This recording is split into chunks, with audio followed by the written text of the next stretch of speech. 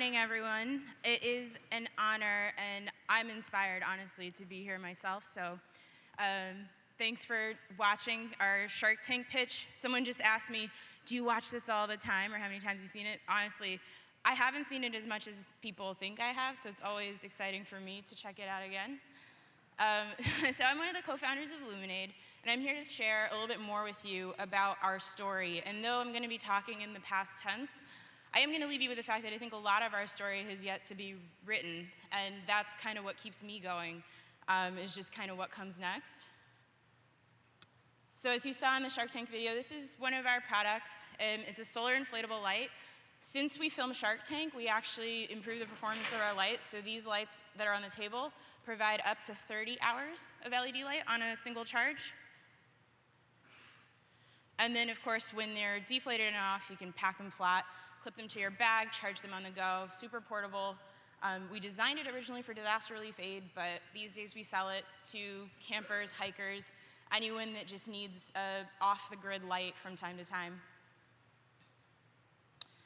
We do a lot of different things with our lights, including things like custom print on our lights. We've also come out with different shapes and sizes and look forward to doing a lot more iterations and innovations on our core portable solar technology.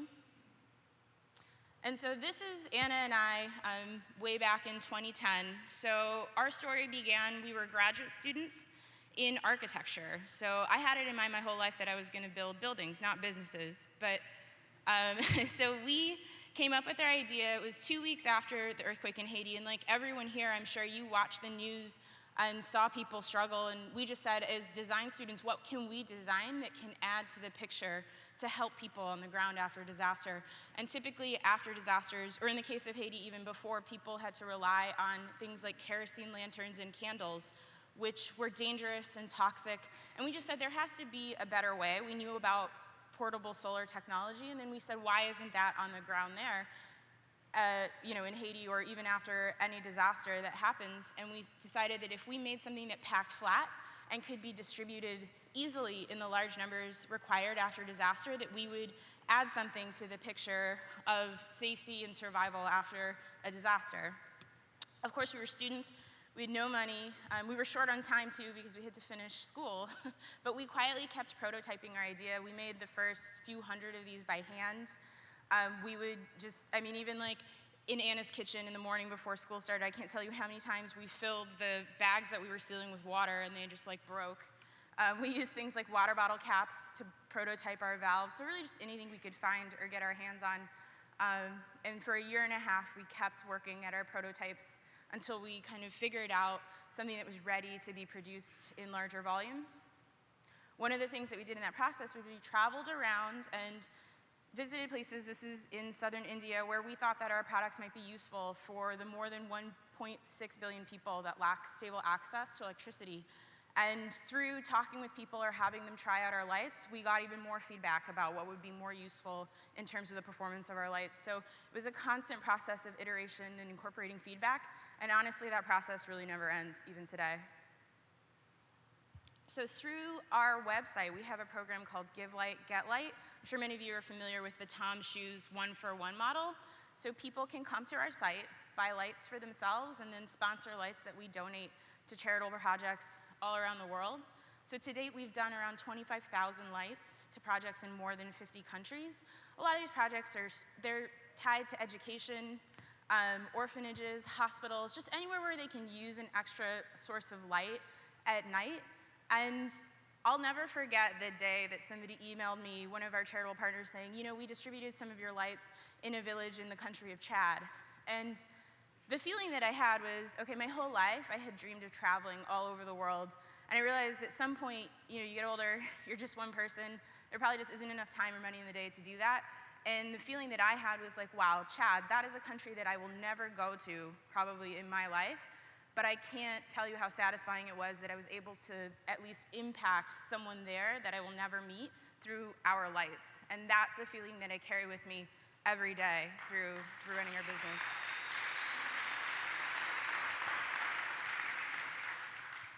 And of course, you all are now familiar with the fact that we were on Shark Tank. This was definitely our big moment. And Anna and I mean, we were really wide-eyed, I think, when we walked onto the stage set, but one of the things we knew, there were a couple things actually that we were really aware of in going into filming Shark Tank. The first was that we knew that we represented something special on that show. There aren't a lot of businesses that also have a social mission. In that respect, though, we also didn't know what to expect from the reaction of the investors. We didn't have a lot of examples of that to go on. And the second thing is we knew we wanted to represent ourselves really well as young women in business, because we just knew that there were going to be so many kids out there watching, making examples out of the people on that show, and so we wanted to be really good role models in that way. So we were lucky enough to get an offer from all 5 sharks, and we ended up making a deal with Mark Cuban, who is now our first investor. And a lot of people ask me, like, what's it like to work with Mark? He's surprisingly hands-on. I don't know how he finds the time in the day, but I have to email him every week. I keep waiting for someone from his team to say, you know what, you guys are good, maybe now you can email a little less frequently, but it's like, every week I have to email him an update of our sales numbers, the good, the bad, the ugly. He likes the ugly first. I try to time it when basketball season's on. I try to time the bad news, like when the Mavs win.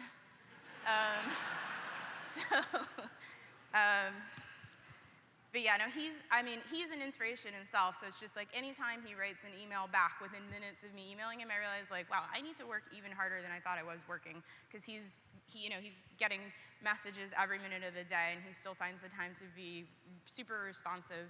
And he's not really known, I think, as an investor that invests traditionally in social businesses with a social mission. But the thing about Mark is he's a practical guy, and I think he's practical about business and problem solving. And if that problem happens to be at a global scale, he's on board.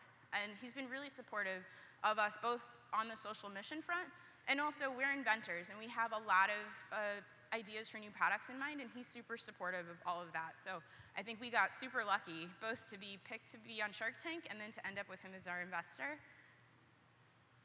And I mentioned that I haven't had a lot of chance, as much as I thought I would, to travel and see our projects, partly as a function of budget and time. But Anna and I were really lucky that we got to travel to Malawi last November with one of our partners, our disaster relief aid partner, Shelterbox. And Malawi is a beautiful country, beautiful people. This was 7 months after they had some devastating flooding last winter. And so we were there kind of checking up on the projects where Shelterbox had delivered aid, including Luminade lights. And what you see in this picture, I mean, it's hard to see from this view, but most of the people sitting in this circle are women. It was primarily women and children. And one of the things I realized on this trip is after a disaster, women are hit particularly hard. They're often the ones that have to work to keep their families together. They have to work that much harder to accomplish daily tasks and chores. And taking a step back from that for a second, one of my personal hobbies is just like finding new tools for productivity. Like my team jokes that I'm way too app happy. It's good to have that as a personal hobby when you start a business. But one of the things I realized I loved about our lights being put out on the ground in this situation, though it was kind of an unfortunate situation, was that our lights, though small, were just another tool for productivity. It gave these women an opportunity to do what they needed to in the day, and then when things weren't quite finished, when the sun went down, they had something that could extend the hours in the day for them. And so I realized that, even though our lights are about safety, they're also about productivity and helping people accomplish what it is they need to accomplish in their daily lives. It sounds mundane, but to me, recognizing how there are things like that help me in my daily life, for me, it made me very connected to the situation of what these women had to do every day, even 7 months after a disaster. And so in closing, I love closing with this picture of my team these days. So, you can tell me, if you told me 4 years ago when we started Luminade that our first investor would be Mark Cuban, I'd say, like, pinch me, you're kidding. However, these days, every day, I go to work with my team and I'm like, pinch me. I cannot believe that we have this phenomenal group of people that have signed themselves up to work with us. And although I say we got lucky when we were picked for Shark Tank, you could say we got lucky to find like an incredible group of people, but I don't think it's an accident. I really think that the fact that Luminade was built on the idea to help people really helped us attract a group of tough, smart people who also want to work hard to have an impact every day in their own work. And honestly, they'd be embarrassed if they knew that I was like talking about them and like showing a big picture of them, but they're just that kind of people. They always put others before themselves. And that's really what makes me so optimistic about the future of businesses like mine, businesses that want to have an impact, is that I think the best and the brightest, no pun intended, people are signing themselves up to work for companies like Luminade or like Muir. And so for those of you who have started something, who are thinking about starting something, we all know it's super hard work. And I mean, my entire team works really hard every day. And I think at the end of the day, sometimes when you're drained or things don't go as planned or as expected, for us, we're lucky that we get to remember the examples of people like that woman, those women in Malawi, because those are the examples that inspire us to keep going. Thanks.